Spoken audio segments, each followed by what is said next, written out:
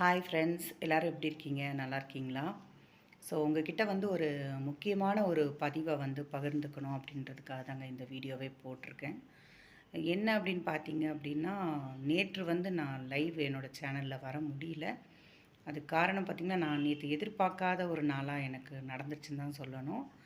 என்னுடைய ரொம்ப நெருங்கிய தோழி, நாங்கள் வந்து இந்த கோயம்புத்தூரில் நான் வந்ததுலேருந்தே எனக்கு அவங்க ரொம்ப நெருங்கிய ஒரு உறவாக ஒரு தோழியாக இருந்தாங்க. அவங்க வந்து நேற்று தவறிட்டாங்க, அவங்க இறந்துட்டாங்க. ஃப்ரெண்ட்ஸ், நம்ம வீட்டில் வந்து எல்லார் வீட்லேயுமே வந்து ப்ராப்ளம் இல்லாத வீடுங்களே இல்லைங்க ஃப்ரெண்ட்ஸ். சரிங்களா? எல்லார் வீட்லேயுமே பிரச்சனைகள் இருக்கும். பிரச்சனைகள் வந்து ஒவ்வொரு பிரச்சனையும் ஒவ்வொரு விதமாக இருக்கும். அவ்வளோதான் வித்தியாசமே தவிர பிரச்சனைகள் இல்லாத வீடு அப்படின்றது எதுவுமே இல்லை. சரிங்களா?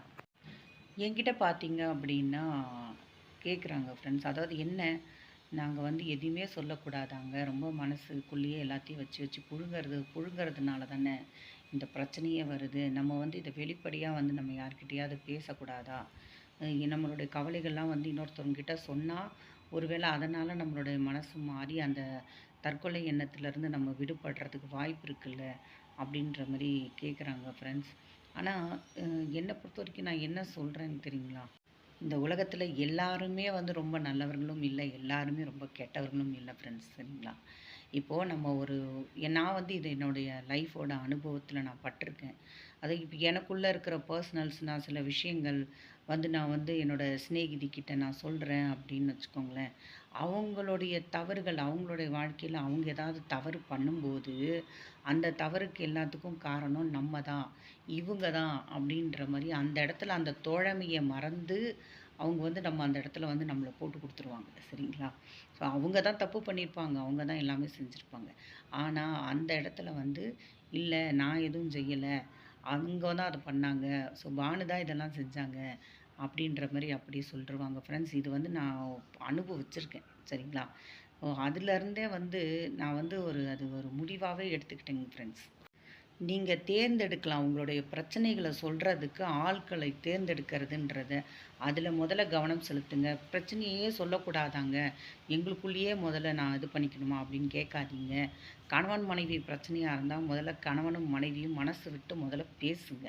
அவங்களுக்குரிய பிரச்சனையாக இருந்தால் எதுலேயுமே வந்து 3ஆம் நபர் அப்படின்னு ஒருத்தர் வந்தாங்க அப்படின்னாலே அந்த வீட்டில் வந்து கலவரம் தாங்க வெடிக்கும்.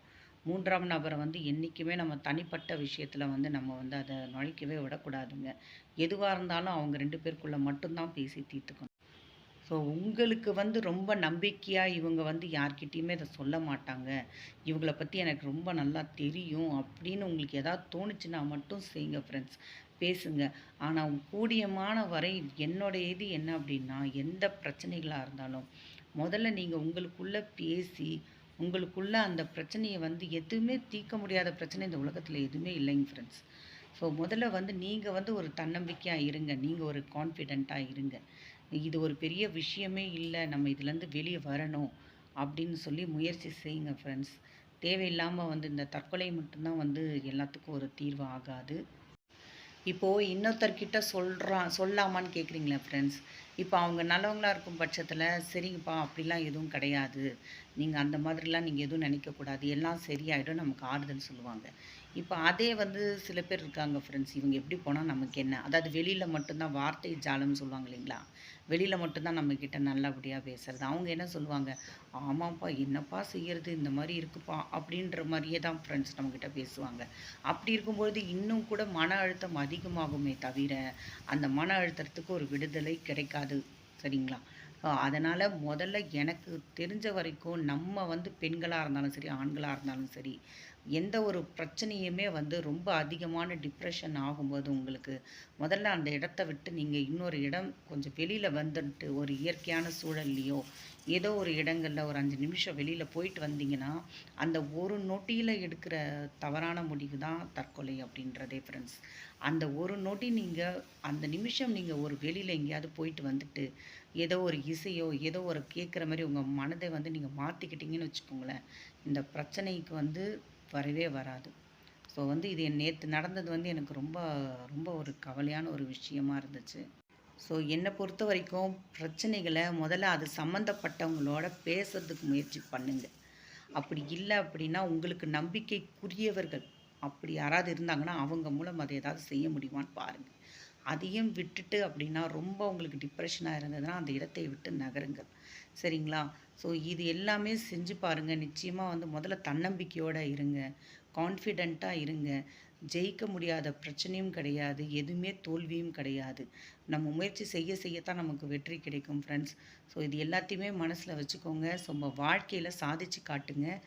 கடவுள் குடுத்த இந்த உயிர் வந்து நமக்கு கடவுளால மட்டும் தான் எடுக்கிறதுக்கு உரிமை இருக்கு. நம்மளால யாருக்குமே அந்த உரிமை கிடையாது.